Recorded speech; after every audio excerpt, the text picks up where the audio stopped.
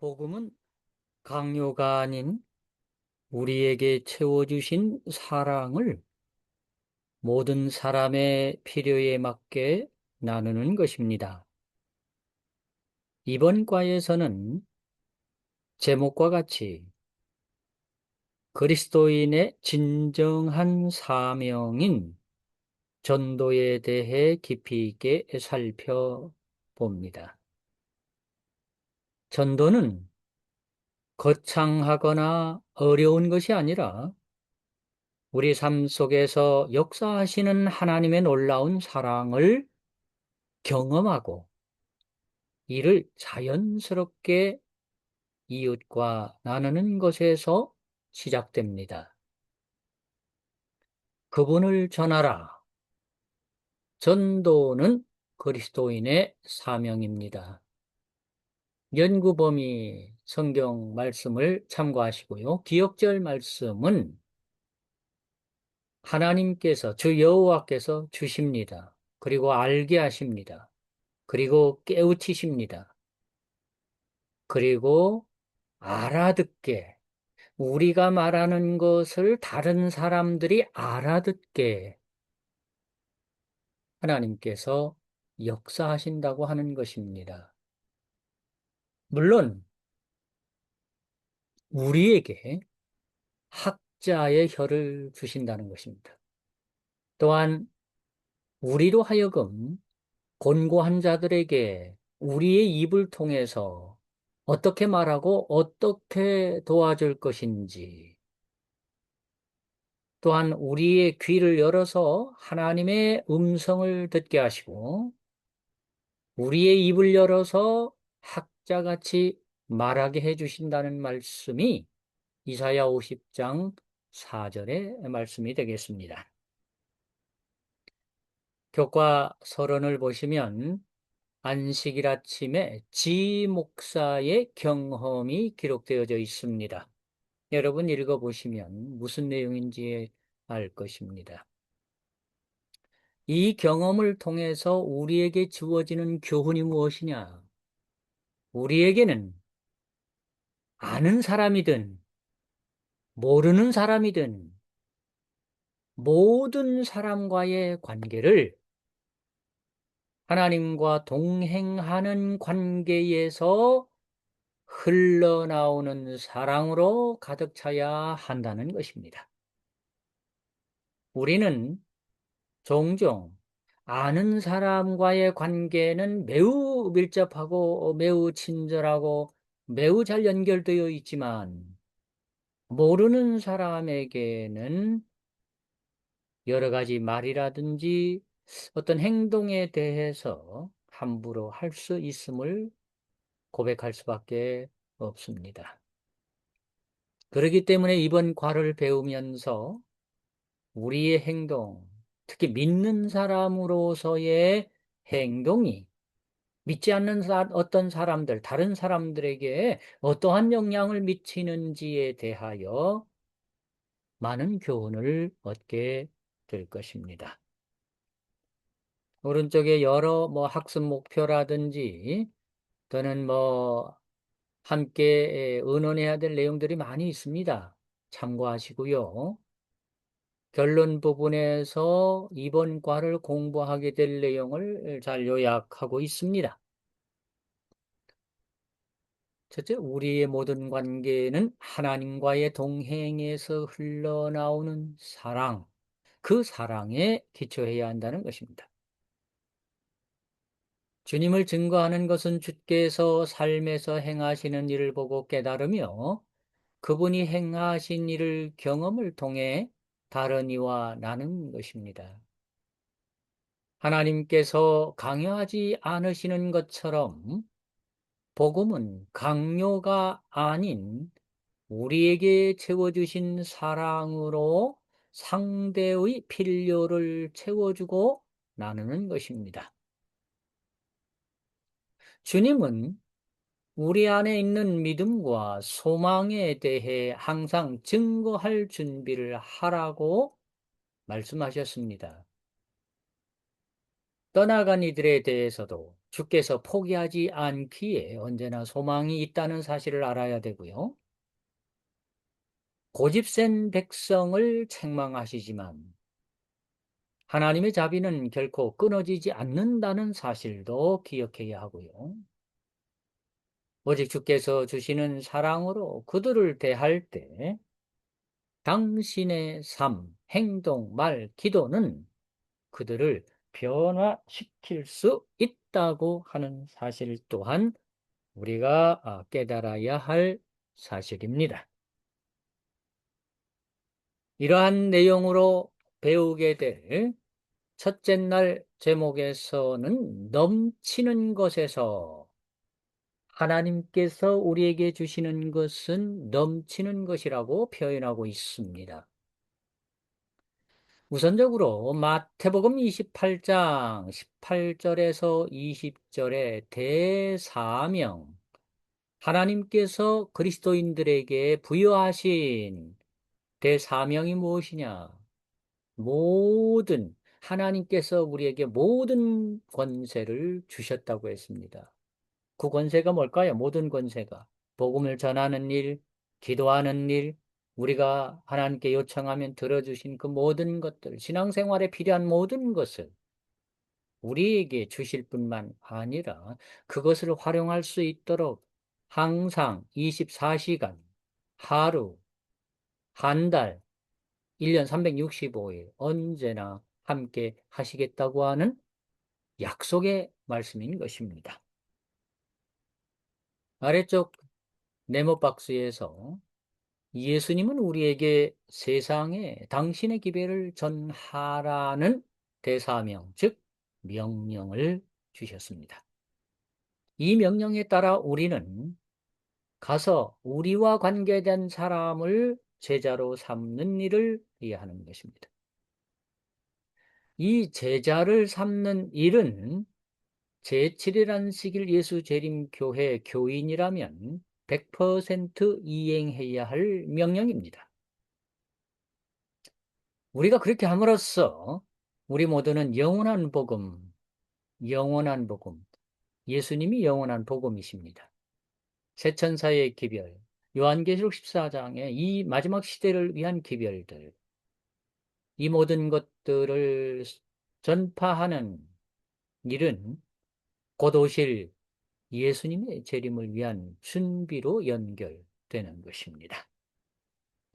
이러한 사명을 받았음에도 불구하고 부정적인 생각을 할 수 있습니다. 내가 이걸 할 수 있을까라고 하는 의심이라든지, 이건 너무 힘든 일이야. 나는 안 돼.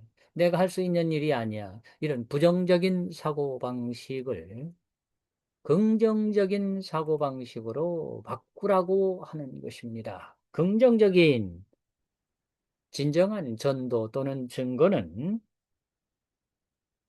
우리의 삶에서 행하시는 일을 목도하고 하나님 안에서 성장하며 그분이 가르쳐 주시는 것을 발견한 그 경험을 그대로 다른 이들과 나누는 데서 비롯된다고 하는 것입니다.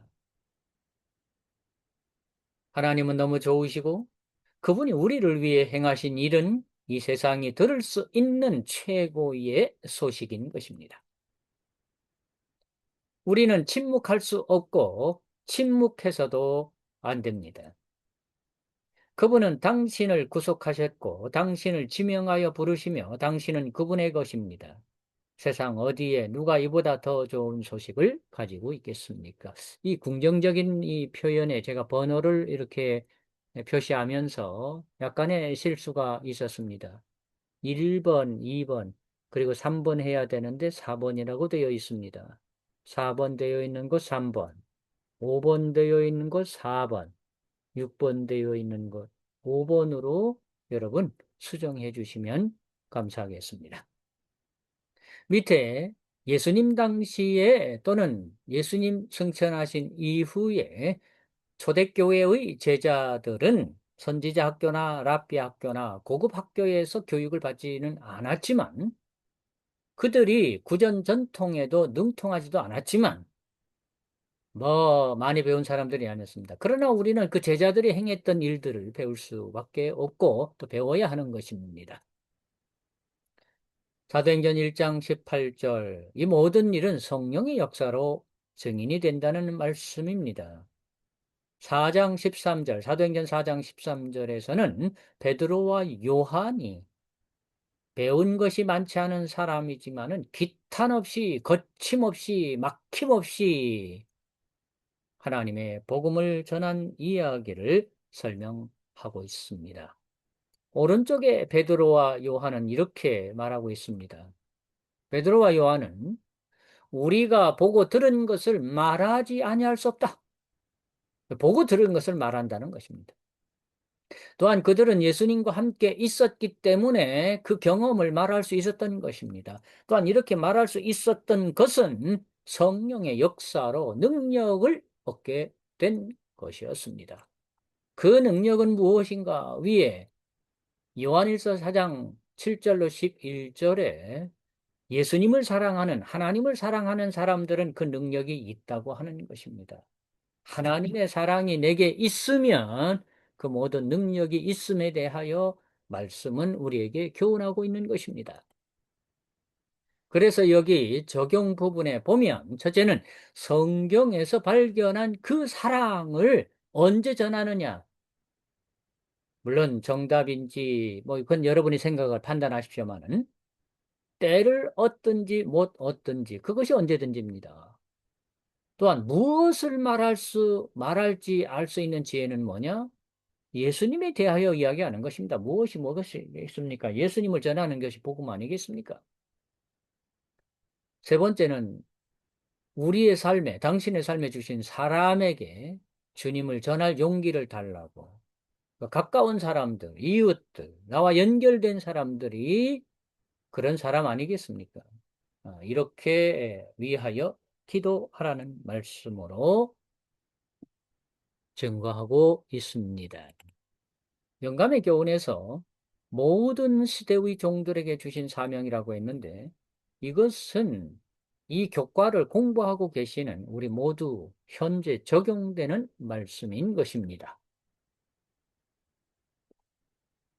제자들에게 주셨던 사명은 또한 우리에게도 주어졌습니다. 그러므로 그 당시와 마찬가지로 오늘날도 첫째 십자가에 못 박혀 죽으시고 부활하신 구주를 세상에서 하나님도 없고 소망도 없는 사람들 앞에 내놓아야 한다는 것입니다. 쳐들어 보여야 한다는 것입니다. 두 번째는 주님께서는 목사와 교사와 전도자들을 부르고 계십니다. 목사, 뭐 정규적인 신학적 공부를 한 사람들, 교사, 말씀을 배우고 가르칠 수 있으면 그가 교사입니다. 전도자들, 내가 말씀을 듣고 나의 말씀을 경험으로 말하는 자들은 전도자들입니다. 우리 모두는 다 전도자들입니다. 우리를 부르셨다는 것입니다. 그러므로 부르심을 받은 우리는 주님의 종들입니다. 부르심을 받은 주님의 종들 우리는 집집을 다니며 구원의 기별을 증거해야 합니다.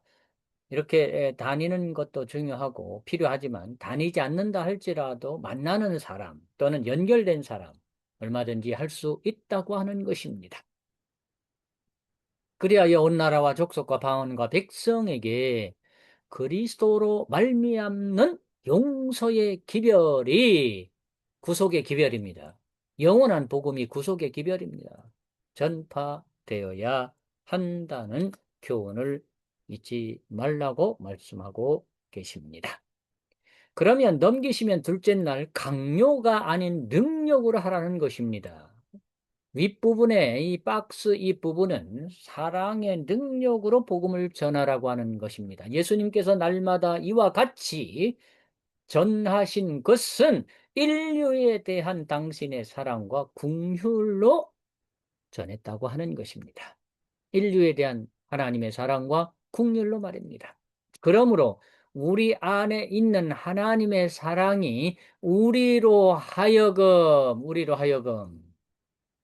즉 우리 안에 있는 하나님의 사랑의 능력이 우리로 하여금 네, 영혼들을 하나님의 진리 가운데로 또는 그들을 이끌어가는 사명을 느끼게 한다고 하는 것입니다. 이렇게 느끼는 것은 오로지 사랑의 능력인 것입니다.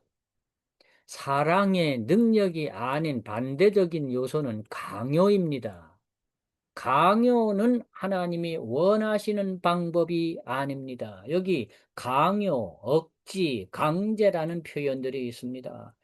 강요해서는 안 되고 강요하지도 않았고 억지로 하지도 않았고 뭐 여기 예를 들어서 얘기를 하고 있습니다. 노아 방주 구원은 하나님이 억지로 끌어가지 않았습니다. 짐승들, 새들은 천사의 인도함을 받아 들어갔는데 사람들은 그렇게 선택하라고 하는 것이었습니다. 노아의 8식구는 선택했고 나머지는 선택하지 않았다고 하는 것입니다. 강요, 억지로, 강제적으로는 하지 않으신다는 말씀입니다.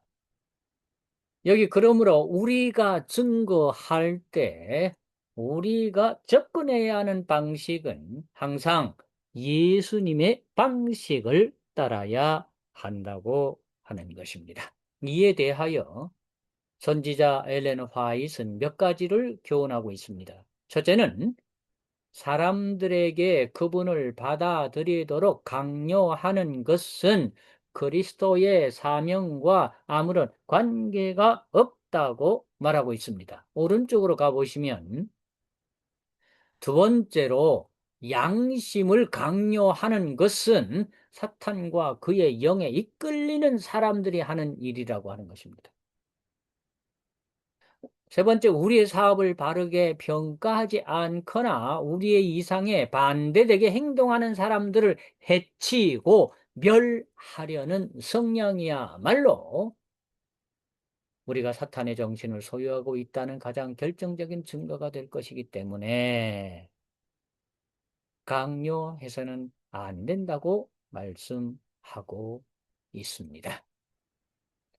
위에 베드로후서 3장 18절에서는 오직 우리 주 곧 구주 예수 그리스도의 은혜와 저를 아는 지식에서 자라가라.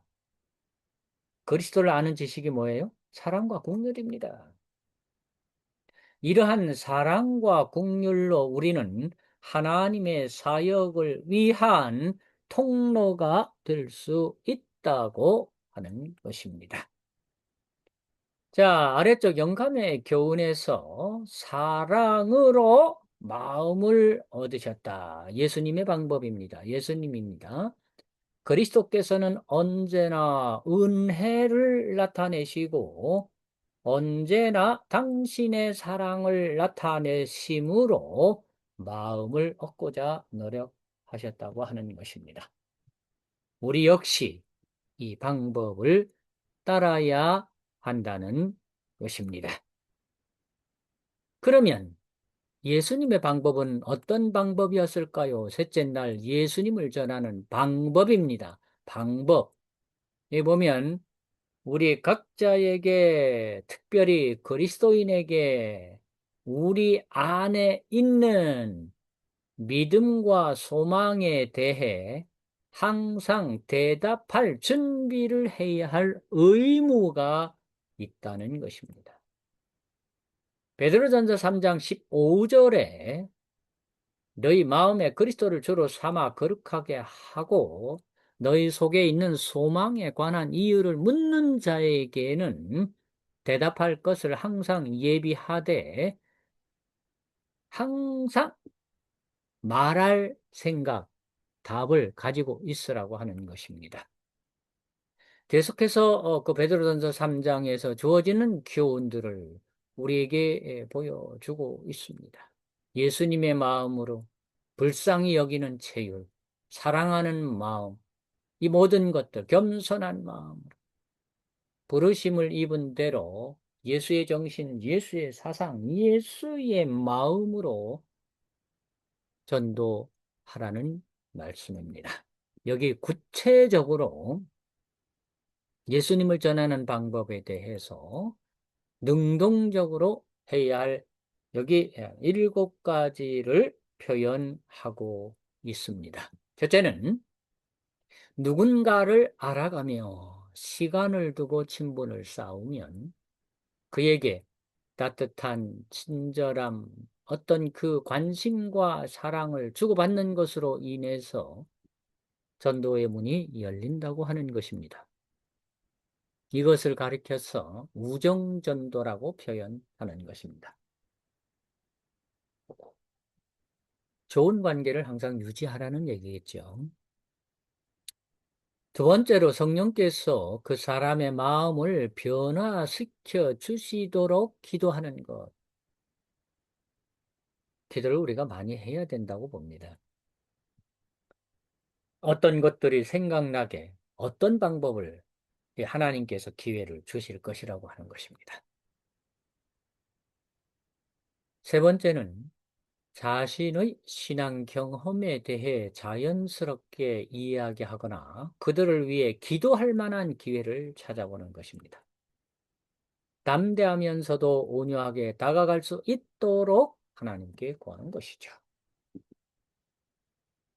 네 번째는 교회 공동체가 따뜻하게 풀어주는 것을 경험할 수 있도록 새로 사귄 친구를 교회의 다른 구성원과 연결할 방법을 찾는 것입니다.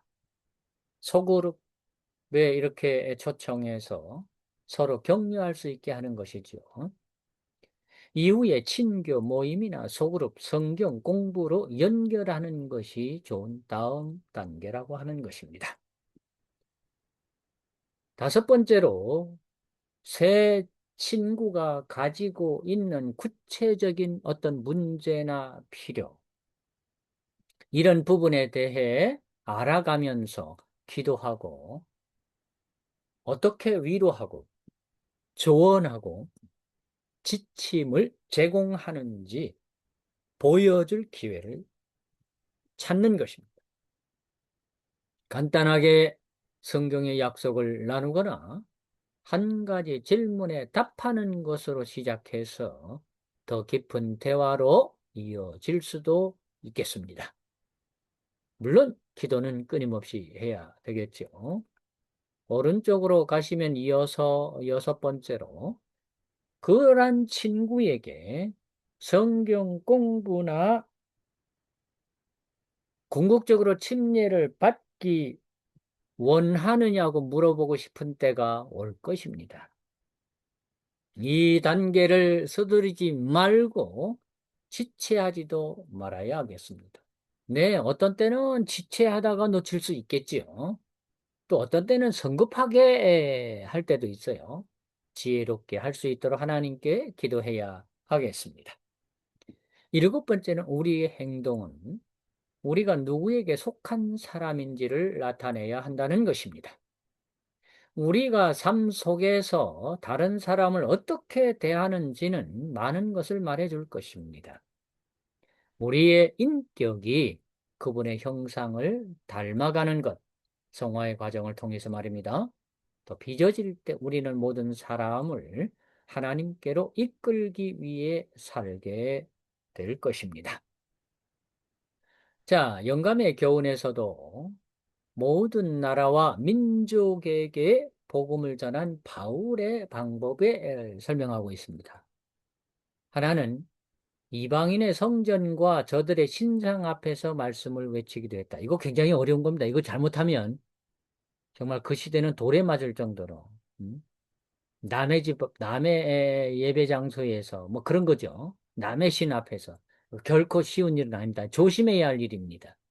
조심해야 됩니다. 현대에는 또한 뭐 이렇게 하나님을 믿는다고 하는 다른 교파 사람들에게 복음을 전할 때 물론 바울의 방법을 활용해야 하나 매우 조심스럽게 접근해야 할 것입니다. 자, 넘기시면 넷째 날 더 중요한 이야기, 우리의 자녀들 또는 가족들, 믿지 않는 가족 전도에 대한 이야기입니다. 제목은 방황하는 자녀인데요. 신앙적으로 굳건한 가정에서 자랐음에도 불구하고 주님과의 관계에서 떠나기로 선택한 자녀를 둔 고통과 슬픔은 많은 사람이 직접 경험하는 일들이라고 하는 것입니다. 이 교과를 공부하시는 많은 분들이 아마도 이런 내용이 적용, 아마 그런 문제에 봉착해 있을 수도 있겠습니다. 여기 성경에서 에브라임 지파에 대한 이야기를 하고 있습니다. 에브라임 지파가 호세아 4장 17절에 우상과 연합했다. 하나님을 떠났다는 얘기입니다. 하나님의 백성이. 호세아 7장에는 에브라임의 죄에 대해서 나를 떠나 하나님을 떠나 그릇 나갔다. 그리고 하나님께 범죄하였다. 또 하나님을 거스려서 심지어 거짓말로 살아가는 죄들을 범했다고 기록되고 있습니다. 에브라임은 믿음의 자손입니다. 야곱의 사랑하는 아내 라헬의 아들 요셉, 그 요셉, 믿음 있는 그 요셉의 아들 에브라임. 자, 아버지도 믿음의 사람, 할머니도 믿음의 사람, 할아버지도 믿음의 사람. 에브라임은 정통적인 믿음의 가족 출신이었습니다. 그런데 할머니가 통곡한다? 손자가 믿음 가운데 있지 않으니까 할머니가 통곡한다? 이것을 라헬의 통곡이라고 표현하고 있습니다. 라헬의 큰 슬픔이라고 표현하고 있습니다.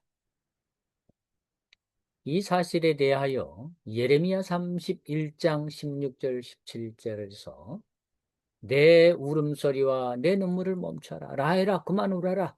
왜? 네가 그렇게 울면서 기도한 것에 대하여 보상, 삭슬 받을 것이다. 떠났던 그들이 돌아올 것이다. 그렇기 때문에 너희에게 희망이 있고 소망이 있다. 왜냐하면 너희의 후손들이, 너희의 자녀들이 믿음 안으로 돌아올 것이라고 하는 말씀을 하고 있는 것입니다. 그래서 계속해서 예레미야 31장 18절, 19절에서 돌아올 것이라고 하는 말씀을 하고 있습니다. 19절에 보면 돌이키고 뉘우치고 네. 그래서 그 돌아와서 하나님의 백성으로 회복될 것임에 대하여 설명하고 있는 것입니다. 우리는 에브라임의 이야기를 통해 하나님께서 포기하지 않으시기에 언제나 소망이 있음을 배우게 되고, 비록 고집센 백성이라 할지라도 하나님의 거듭 책망으로 인하여서 하나님의 긍휼이 떠나지 않았음을 그들이 기억하게 되고, 하나님의 기별이 계속 증거됨으로 인해서 돌아오게 된다는 것을 말하고 있습니다.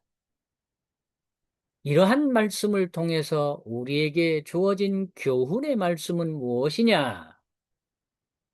우리는 큰 고통과 좌절, 낙담을 느끼거나 심지어 하나님과의 관계에서 떠나간 가까운 이들에 대해 부정적으로 말할 수 있다고 하는 것입니다. 그 부정적으로 말하는 것은 조심해야 되겠죠, 여러분. 그러나 하나님은 떠나간 자녀를 결코 잊지 않으신다는 것들을 말씀을 통해서 보여주고 계십니다. 계속해서 오른쪽에 보시면 세 번째로 그들에 대한 하나님의 생각은 일시적인 것이 아니라 간절하고 진실된 것이라고 하는 것입니다. 네 번째로 사실 하나님은 그들을 향한 마음으로 들끓는다고 말씀하십니다. 다섯째, 하나님은 그들이 당신에게 돌아오기를 갈망하시며 그분의 자비는 무궁하다라고 표현하고 계십니다. 위에 호세아 7장 1절로 16절에 그들이 에브라임이 하나님을 떠나간 그 상황들에 대해서 설명하고 있습니다. 매우 악한 길로 빠졌습니다. 네. 그렇지만 회복할 수 있음에 대하여 오늘 우리에게 교훈하고 계십니다. 아래쪽 영감의 교훈에서 낙심하지 않게 하라. 제가 전부 줄을 쳤습니다. 죄 중에서 방황하던 자가 하나님께로 돌아가려 할 때에는 때때로 과거의 일 때문에 그 상황 때문에 비평이나 비판이나 의심을 받게 되는 일이 흔하게 있다고 하는 것입니다. 악인들은 비평을 통해 그 사람을 낙담시키고 소망에서 끊어지게 하며 이거 얼마나 나쁜 일입니까? 이거 얼마나 못된 일입니까? 하나님께로부터 더욱더 멀리 떠나가게 합니다. 누가? 악인들은 말입니다. 우리는 악인들이 아닙니다. 이렇게 해서는 안 된다 그 말입니다. 악인이 아니니까 안 하겠죠. 회개하는 죄인들로 하여금 잃어버렸던 영혼이 돌아올 때에 하늘에 큰 기쁨이 있음을 생각하여 우리 역시 그 하늘의 생각을 하고 살아야 한다는 것입니다. 그러하여금 하나님 사랑 안에서 쉬게 하고 어떤 경우든지 바리새인과 같은 사람들의 조롱과 의심으로 낙심하지 않게 하라고 하는 것입니다. 자, 이제 넘기시면 다섯째 날 목요일에 그들이 돌아오게 하리니 돌아온다. 회복됨을 말하고 있습니다. 우리 모두는 하나님과 동행하는 과정에서 마음이 불충실했거나 너무 오랫동안 미지근하여 믿음이 약하거나 흔들리는 골짜기의 시기를 경험한 적이 있을 것입니다. 우리 역시 그런 부족함을 드러낸 적이 있었을 것입니다. 그럴 때 우리를 하나님과 동행하는 관계로 다시 돌아오게 이끌었던 것은 무엇일까요? 보나마나 하나님의 사랑이었을 것입니다. 여기 스가랴 10장에 있는 말씀을 통해서 8절에는 내가 그들을 향하여 휘파람 불어 모을 것은 내가 그들을 구속하였습니다. 그들이 전에 번성하던 것 같이 번성하리라. 하나님이 그들을 모을 것이라 그들을 구속하였기 때문에 회복되어 번성될 것이라는 약속의 말씀인 것입니다. 그래서 그들이 하나님을 기억하고 그들이 죽지 않고 생존하여 돌아올 것이라고 하는 하나님의 회복의 긍정적인 말씀을 하고 계십니다.